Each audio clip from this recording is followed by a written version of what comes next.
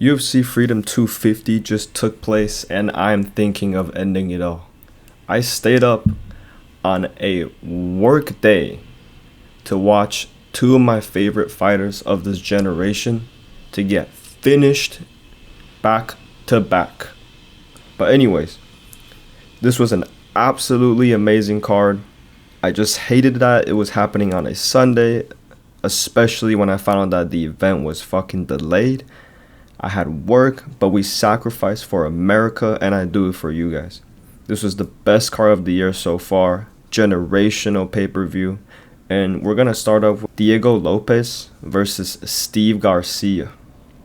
Diego Lopes finished Steve Garcia in the second round. It was an absolutely brutal finish, and I feel like Lopez's chin is just made of diamonds or some shit. It seems like no shot could really even hurt him or wobble him. And Steve Garcia is a very powerful guy. He's huge. He looked sharp in the first round. He was landing jabs, knee stomps, landed a really nice question mark kick that Lopes blocked. And he was also landing left hands as well, just fucking pushing Lopes back. And Lopes seemed to have struggled a bit trying to find his timing. But comes second round, Lopes countered Garcia with a nasty left hook while Garcia committed with a left straight. And that was the beginning of the end. Lopes dropped Garcia again afterwards and finished him via ground and pound. It was absolutely nasty finish by Lopes, putting Garcia out bad with the ground and pound. It was a great start to the event. And the next fight, Bo Nickal versus Kyle Daukaus. It was an impressive performance by Bo Nickal. Finished Kyle Daukaus by TKO. Another nasty finish and a great second fight on the card. So I think it was like 20, maybe 30 seconds in, Bo Nickal shot in it for a takedown and got it very, very easily. And Daukaus seemed to have no answer for him on the ground at all. He tried to go for a buggy choke, it seemed like. He was trying to throw up his legs for submission attempts, but when he realized that wasn't working, it seemed like he was just trying to hold Nickal down. Bo Nickal landed a pretty big elbow, cutting him open. And Daukaus just spent the rest of the time trying to prevent damage before the ref stood him back up. I guess Jason Herzog didn't want to see a hugfest on the White House card, which I appreciate greatly. And then Bo Nickal landed a nasty left hand, dropping Kyle Daukaus and finishing him. I'm doubling down on my take, by the way, right here, saying that he could be Khamzat Chimaev. If you haven't seen my video, go watch it. After that, you will agree with me. Anyways, I feel like them stalling the event after this fight just really pissed me off. It was a bunch of replayed AI generated ads. Come on, man, this is $1 billion company.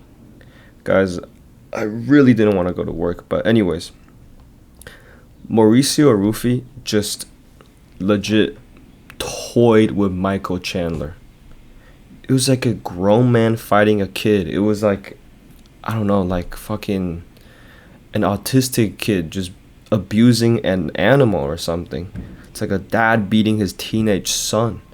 I feel like I just watched Chandler get sacrificed, dude. It was very hard to watch. Rufi looked very, very good, sharp and cerebral. His pull counters are as nasty as always. He's fast, he's powerful, accurate with his straight shots. And at some point, he literally sent Chandler falling backwards and rolling on the ground. He landed 2 nasty wheel kicks, a disgusting liver shot, and Chandler honestly ate it pretty well, and same with the main event that we will talk about later. But for this fight, Chandler didn't even look like he knew how to fight. It was an embarrassing performance from Michael Chandler, and I don't think anyone expected much out of him anyways. It was just such a mismatch. Ruthie should have been like a fucking minus 3,000 favorite. Like, takedown attempts were just god awful. It was such an easy victory for Mauricio Rufi. And I'm honestly more surprised about Rufi speaking English than him winning this fight. It seems like the training with Volk had really paid off, and a fight between him and Justin Gaethje could be very interesting if it happens next. Now we're moving on to Josh Hokett versus Derrick Lewis. Another mismatch. Josh Hokett versus Derrick Lewis was not close by any means whatsoever.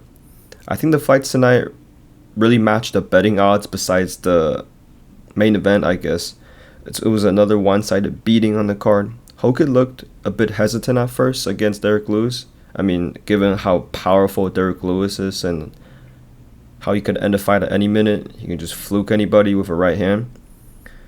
But soon as he shot in and got Derek Lewis down, it was already the beginning of the end, I feel like. I think he quickly, very, very quickly realized that Derek Lewis had nothing for him on the ground. And he cut open Derek Lewis with a very nasty elbow and was landing ground and pound on him. And Derek Lewis was just rolling around slowly on the floor with just no ability to get up. And he honestly just looked like a big chocolate pudding waddling around in the second round. Hogan started landing at will and eventually found the finish. I think Derek Lewis should just retire. It was a great performance from Josh Hogan. He called out Michelle Obama afterwards, and honestly, that might be a more competitive fight than what we saw tonight. Now, moving on to the next fight. We have here Sean O'Malley versus Ayman Zahabi. It was a slow start in the first round. Zahabi was reacting very heavily to O'Malley's feints and looked very jittery. He did land a good few inside leg kicks while O'Malley mainly targeted the body with a right straight. And I feel like O'Malley was starting to find his distance at the end of the very first round.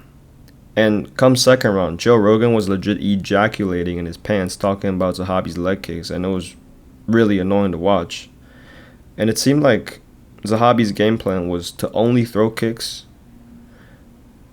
And I was just thinking how, oh damn, this fight's kind of boring. And boom, O'Malley drops him bad with a straight left and finished him off with a big right hand as Zahabi was getting back up. It was a brutal walk-off KO. He was saluting the troop as Zahabi was trying to get back up. It was super nasty. Vintage O'Malley knockout, and he was due for one of these for a very long time after the losses to Merab and the lackluster performance he had against Song Yadong. It was still all finished on his card so far. And now we're moving on to the co-main event. Just absolute depression, man. Like, I cannot believe this is a timeline we're living in. Just this motherfucker winning. Oh my god. So when the fight was starting, my first thought is that Alex Pereira looked huge. Like, his ass looks fucking big. And I was on the edge of my seat the first round. Couldn't even feel the time moving, honestly. Cyril Gane looked really fast. He was moving well. And I feel like Alex Pereira was already having trouble tracking him down. A few leg kicks landed from Pereira's side, and Cyril Gane was landing really good jabs. And at the end of the first round, Alex connected with pretty good impact, but it didn't seem like it hurt Cyril or by any means at the time. And then come second round, Cyril Gane just fucking knocks him out, while Alex is coming in trying to throw a left hook. He catches him with a jab, dropping him badly, and proceeds to land like 20 elbows to the back of the head while Alex Pereira was trying to survive and scramble back up to his feet. And after Pereira got back up, Gane landed another big right hand, and man, I just felt like I was watching my family member get violated, man. This legit confirmed that we live in a very dark timeline. It was another nasty finish. Honestly, I don't know why Gane just cheats so notoriously and nobody even pays him any mind, at least in the cage. I know the fans do notice it, but the refs never say anything. I'm not saying Pereira would have won without those elbows. I feel like Gane had his number in this fight, but still, man, it's just... Honestly, Gane looked really good. He would be a problem for Tom Aspinall when they have their rematch, and I might pick him, but... Hopefully Tom Aspinall make the Frenchman pay for all the cheating. Man, I'm going to fucking end it all. I just can't believe I had to watch Pereira get knocked out. And tomorrow, oh my god, and there's work. Anyways, at this point, I was seriously considering sliming out a homeless man on my way to work tomorrow. And then there comes the fucking main event. What is going on over here? This is insane. This is probably the biggest upset in UFC history. I feel like this was a bigger upset than Sean Strickland versus Khamzat Chimaev. I feel like for the Chimaev fight, people were talking about how Sean actually has chances of surviving the initial storm and maybe taking over the later rounds. Nobody gave Justin Gaethje a chance in this fight, including me. You can go comment on my video, tell me that it aged like milk, it aged like mold or whatever, but man, like, insane. So at the start of the first round, Topuria immediately starts walking down Gaethje, giving him no respect, not moving his head, walking the jabs. And then Gaethje landed a big uppercut that cut open Topuria. And I feel like I felt that bothered him immediately. He started covering up, touching his face with his right hand. And I feel like Gaethje very clearly won the first round, even though Topuria landed a big right hand in the end. And come second round, Ilia started beating the shit out of Gaethje, and I was like, oh, this is about to be over. He's walking him down. Like, people were gonna say, yo, he walked Gaethje down, took his best shots, and still finished him. He was ripping nasty body shots, and he dropped Gaethje after landing 2 of them. But however, he decided to go for an armbar mount, which didn't work out. And then he tried to go for a mounted triangle, and Gaethje survived both attempts and made it to the third round. I feel like after the second round, Ilia looked visibly gassed, going for the finish. He landed, I think, let's see it. He landed 52 significant strikes in the second round. When it comes over but looking at the third though, Gaethje was taking over. Oh man, he dropped Topuria with a big right hand, but he somehow survived. At this point, both of Ilia's eyes look like it's swollen shut, and it looks like his orbital bone has been busted open. And the doctor tried to stop the fight in between rounds. I think Alexander Topuria was saying that he couldn't see, but Ilia decided to continue anyways. In the fourth round, Topuria started off okay. He got a takedown briefly, but however, Gaethje just got back to his feet very quickly, and I was landing jabs again at will. At this point, it seems like Ilia's eyes were really bothering him. Seems like he couldn't even see. And towards the end of round 4, he shot for another takedown, which Gaethje sprawled very easily. And he postured up and landed a big knee to Ilia's ribs. That shit looked nasty. And the fight was stopped due to, I think, either a corner stoppage or Topuria retiring on the stool. And I feel like his overconfidence cost him dearly in this fight. It has been working out for him before. But man, MMA is such a crazy sport.